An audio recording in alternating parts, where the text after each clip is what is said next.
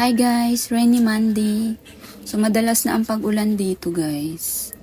From weekend. Ayun yung ating bagong gymno. So bukas ko sila didiligan. Andyan, kalat-kalat yung bagong gymnos ko eh. Bakit ganito yung ano ko? Itong aking euphorbia. Nakatabingi. Hindi ko napansin.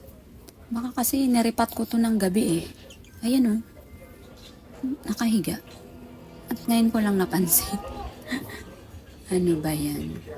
And magdidilig tayo guys ng ating bagong succulents. So ito talaga yung ginagamit ko para sa mga bagong succulents. Kahit yung mga cuttings. Yan. Ito si Nevada. Dalawa yung Nevada natin kasi twin head sila. Ito o nag-i-etiolate na. Ayan, nandito lang sila guys, yung mga bago ko. So, siguro after ma-full water sila, in the 4th week, pwede ko nang paarawan. Kaya lang, wala na akong space sa labas.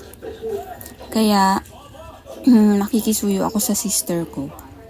Ano lang, mga isang maliit na mesa lang para sa kanila.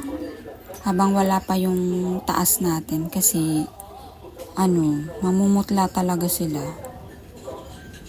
Kasi meron pa akong ibang succulents dito guys. Ito. Yan si German Champagne. Ayan si Laila Sheena. Ayan. Ito pa. 1, 2, 3, 4, 5. Ito si Becchia. 6. Ayan. Maliliit. 7, 8. So, may 8. May 8 pa akong succulents dito sa loob. Sa gymno kasi, okay lang. Okay na sila dyan.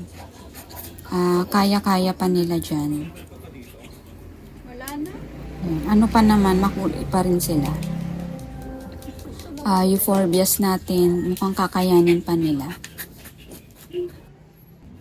So, ayan, dumidilim na. Kaya, diligan na natin ang ating succulents. Dito lang guys sa yan, dyan lang, ini-introduce lang natin sa tubig. So, exactly 1 week after natin silang maitanim. Yan, kasi pag na-introduce na sila sa tubig guys, maiinganyo yung roots na lumaki. Kung wala mang roots, magkakainganyo na lalabas yung kanilang mga new roots. Basta sa gilid lang guys ha. Kasi kung wala pa tong new roots, tas nabasa nyo yung main stem na may cut, mabubulok. So, dito lang talaga sa gilid. Parang pinapasabik lang natin sila sa tubig. Tapos, after a week, madadagdagan yung volume ng tubig natin. Hanggang sa pa-increase ng pa-increase, and then, pwede na natin silang i-full water. So, usually ako, nagpo-full water ako mga magto 2 months, ganun. Yan, ganyan lang guys. Parang tikim-tikim lang ng tubig. Nag-etiolate na tong isa, oh. Kasi pumapalda na. Itong isa hindi. Yan, ganyan lang guys ginagawa ko pag bago yung ating succulents. Yan, meron talagang succulents na mabait, meron ding mahirap mag-ugat. Tulad nito sa exotic, konti lang lalagay ko dito kasi na-try ko na to dati, nalusaw. Yan, ganun lang kakonti sa kanya. Ito naman si Lubre and Red Dragon. Yan, dyan lang sa side. Yan. Tapos balik ko lang sa pwesto. Yan, siguro next week mag-aano ako dun. Sa lugar ng sister ko guys, morning sun lang din. Tapos naman, may bubong. Parang ganyan yung setup sa labas. Di sila mababasa. May morning sun sila, ganun. So ayan, na-introduce na natin sa water lahat. So ito naman yung mga nasa labas natin. Dito guys, naanggi-anggian sila dyan. Yan, mga basa pa nga yung iba. Kailan ba ako huling nagdilig? Alam ko nagdilig ako last week. Siguro Thursday. Ay, hindi. Friday yata. Ayan, lumalaki na ang Ellen ko. Ayan, yung isang Ellen. Lumalaki na yung iba. Pero may mga sila. Panay ulan kasi guys. Kaya, ayan, malamig naman sa hapon. Tsaka sa gabi. Kaya lang madalas talaga nang umuulan. Kaya rin sila, pumuputla.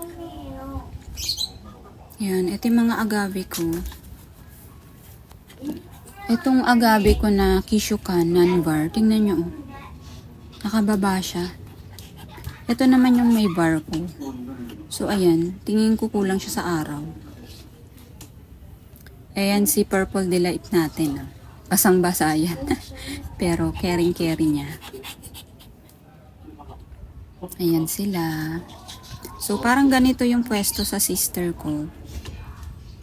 Pero hindi ganun ka-intense. Ayan, mahangin din doon. Tingnan nyo guys, hindi na red si ko. Diba? Kasi, madalas talagang makulimlim at paambon-ambon hanggang ulan. Pero hindi naman malakas yung ulan. So, ganyan ang ating December. Yan. Ang cute niya na.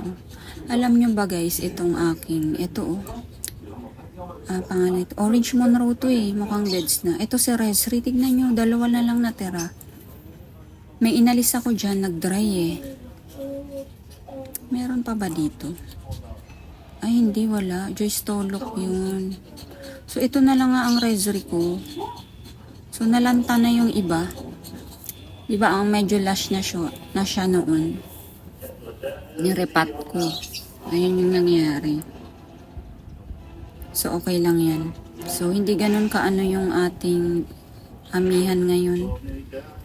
Tingnan nyo, laki-laki ni pencil. Teka, may succulents dito, May nalaglag na succulent, guys, Siguro, na to ng ibon. Sino to? Si Minibel. Ko na lang, ipatong ko na lang. Yan, pinatong ko na. Tingnan nyo si Minibel, hindi na siya ma-red. Dati ang red niya. So, ganun talaga. Bali, tiis-tiis lang. Pagka meron na tayong sa taas. So, ayan ang ating Monday chikahan with the succulents. Ingat!